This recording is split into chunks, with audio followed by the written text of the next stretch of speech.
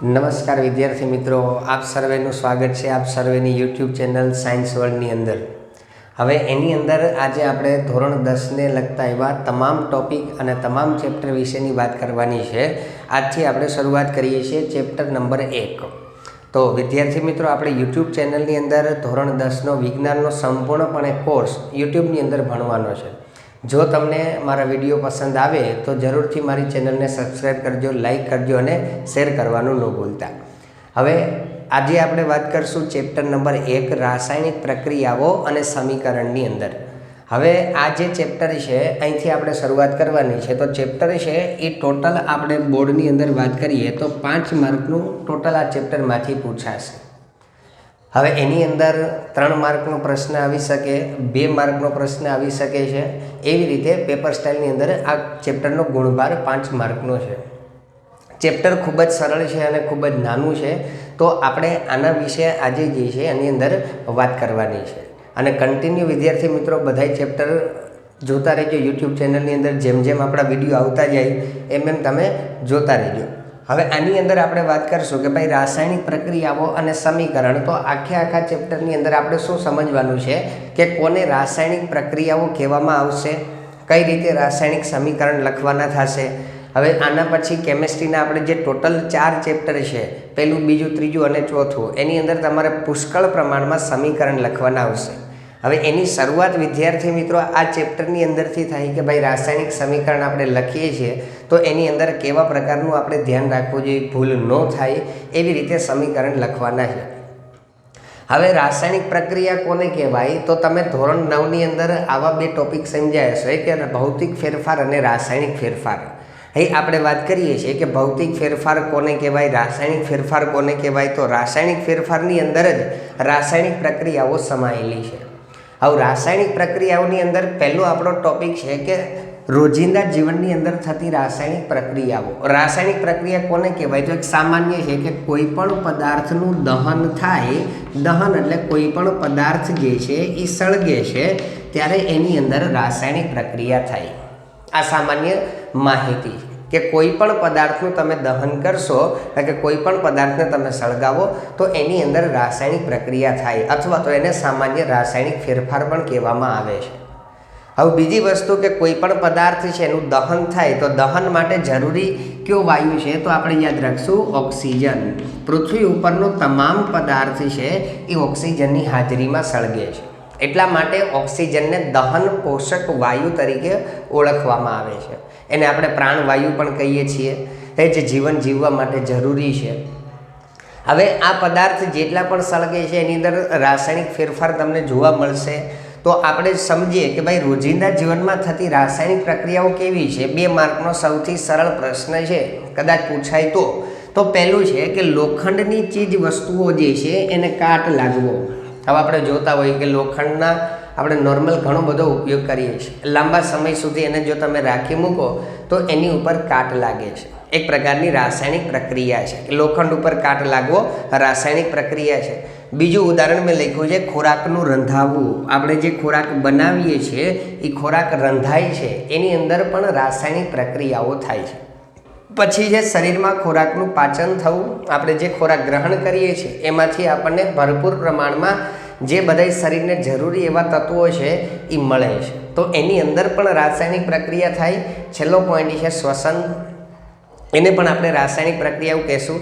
આના સિવાય ઉનાળાના દિવસોની અંદર દૂધ બગડી જાય છે, એ પણ રાસાયણિક ફેરફાર છે અથવા તો એને રાસાયણિક પ્રક્રિયા કહી શકીએ. દ્રાક્ષનું આથવણ થાય એને પણ રાસાયણિક પ્રક્રિયા કહેવામાં આવે છે. તો આ તમામ પ્રકારની સામાન્ય માહિતી છે કે રોજિંદુ જીવન આપણે જે જીવીએ છીએ એની અંદર તમને આટલી રાસાયણિક પ્રક્રિયાઓ જોવા મળે છે. હવે બીજો પોઈન્ટ એ છે 2 માર્કનો પ્રશ્ન છે રાસાયણિક પ્રક્રિયા દરમિયાન થતા ફેરફારો.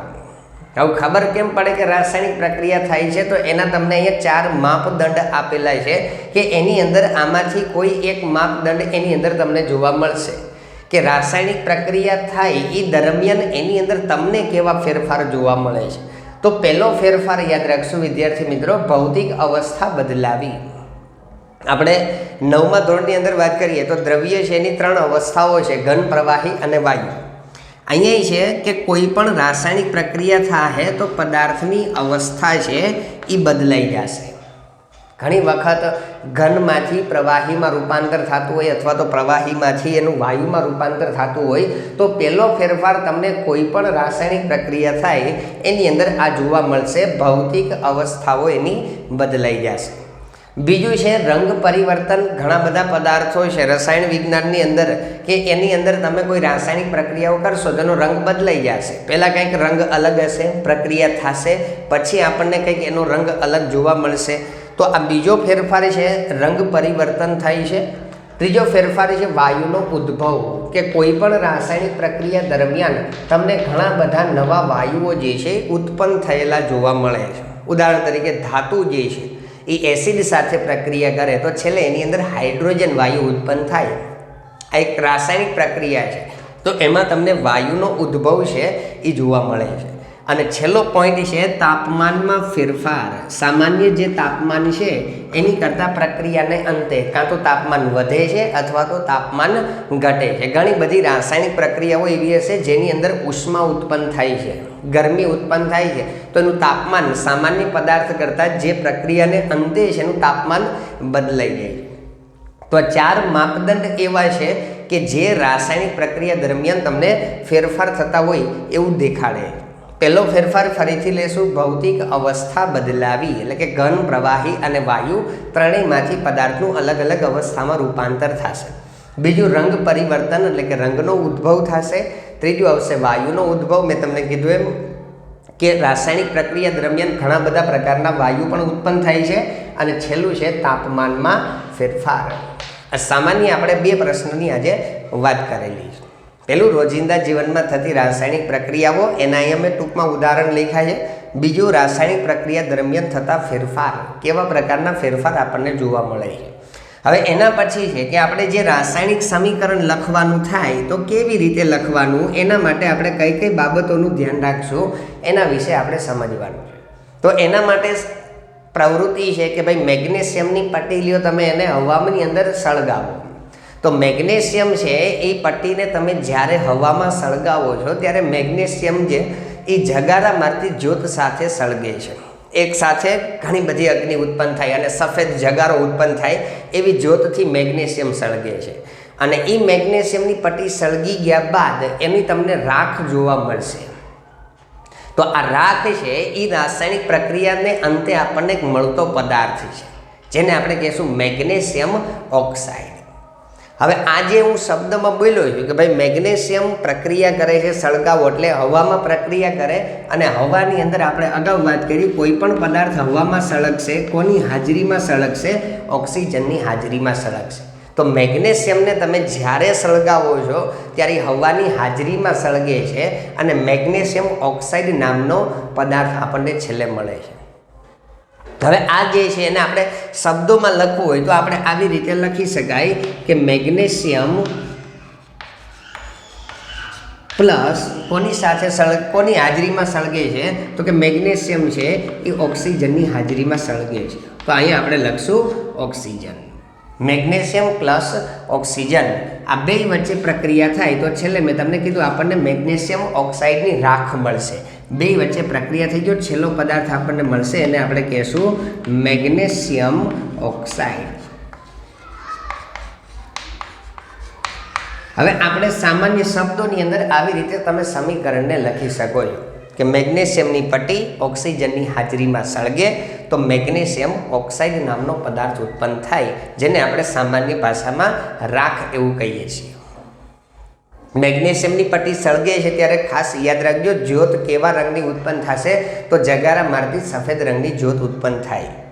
હવે આજે છે શબ્દોમાં ઘણું યાદ ન રહેતું હોય, લાંબુ લાગતું હોય કે ભાઈ આવડું મોટું સમીકરણ કેવી રીતે આપણે યાદ રાખશું? મેગ્નેશિયમ, ઓક્સિજન અને મેગ્નેશિયમ ઓક્સાઇડ.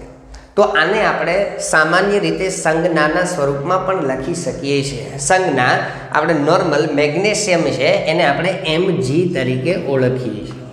તો પહેલાં હું લખાય Mg પ્લસ ઓક્સિજન જ્યારે પ્રક્રિયા કરે છે આપણે એને દર્શાવીએ છીએ O2. Mg પ્લસ O2 અને પ્રક્રિયાને અંતે આપણને મળે છે મેગ્નેશિયમ ઓક્સાઇડ એટલે MgO. આ પદાર્થ આપણને મળે છે. આ આપણું સામાન્ય અને સૌથી રસાયણ વિજ્ઞાનમાં સરળ આપણું રાસાયણિક સમીકરણ થઈ ગયું. Magnesium plus oxygen, magnesium oxide, Mg+O2 એટલે થશે MgO.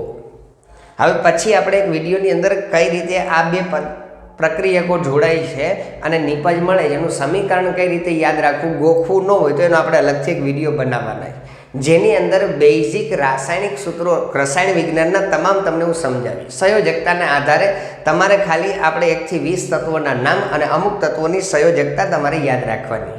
એનો આપણે સ્પેશિયલ એક વિડીયો બનાવશું બેઝિક રસાયણ વિજ્ઞાન તરીકે. અહીં ત્યારે આપણે એની અંદર વિશેષ સમજશું. અત્યારે મેગ્નેશિયમ એટલે Mg+O2 વિલ ગિવ્સ, એરો જે છે એને કહેશું વિલ ગિવ્સ MgO એટલે મેગ્નેશિયમ ઓક્સાઇડ. હવે રાસાયણિક સમીકરણ છે એમાં એરાની ડાબી બાજુ જે છે આ બે, એને આપણે સામાન્ય રીતે કહેવામાં આવશે, ડાબી બાજુ હોય એને શું કહેવામાં આવશે તો કે પ્રક્રિયકો, કે જેની વચ્ચે પ્રક્રિયા થાય છે. અને એરાની જમણી બાજુ અંતે આપણને જે મળે છે, એટલે અહીંયા લખું છું જમણી બાજુ જે મળશે એને શું કહેવામાં આવશે, નિપજ. નિપજ જે પ્રક્રિયાને અંતે આપણને મળે છે. પ્રક્રિયકો કોને કહેશું તો કે જે એરાની ડાબી બાજુ આવેલા હોય, જેની વચ્ચે રાસાયણિક પ્રક્રિયા થાય છે એને કહેવામાં આવશે પ્રક્રિયકો. અને પ્રક્રિયકો હંમેશા કઈ બાજુ જોવા મળશે, ડાબી બાજુ. નિપજ હંમેશા તમને કઈ બાજુ જોવા મળશે, જમણી બાજુ જોવા મળશે.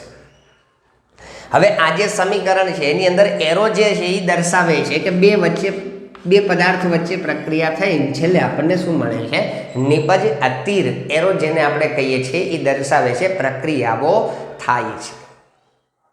સામાન્ય રીતે આપણે આટલા પોઈન્ટ જે છે આની અંદર યાદ રાખવાના છે. નેક્સ્ટ વિડીયોની અંદર વિદ્યાર્થી મિત્રો આપણે સમીકરણને સમતોલિત કેવી રીતે કરવું એના વિશે સમજવાનું છે. અને પછી આપણે શરૂઆત કરશું રાસાયણિક પ્રક્રિયાઓ. તો જો તમને આ વિડીયો પસંદ આવ્યો હોય તો તમારે લાઈક, સબસ્ક્રાઈબ અને શેર કરવાનું છે. મારી યુટ્યુબ ચેનલ સાયન્સ વર્લ્ડને તમે સબસ્ક્રાઈબ કરો. સાયન્સના અવનવી માહિતી અને સંપૂર્ણપણે ધોરણ 10નો સંપૂર્ણપણે કોર્સ જે છે એ તમને આ ચેનલની અંદર મળી જશે. તો આના પછીના આ ચેપ્ટરના હજી આપણે 2 થી 3 ભાગ બનાવવાના છે કે જેની અંદર તમને ચેપ્ટરની સંપૂર્ણપણે માહિતી આપવામાં આવશે. આભાર.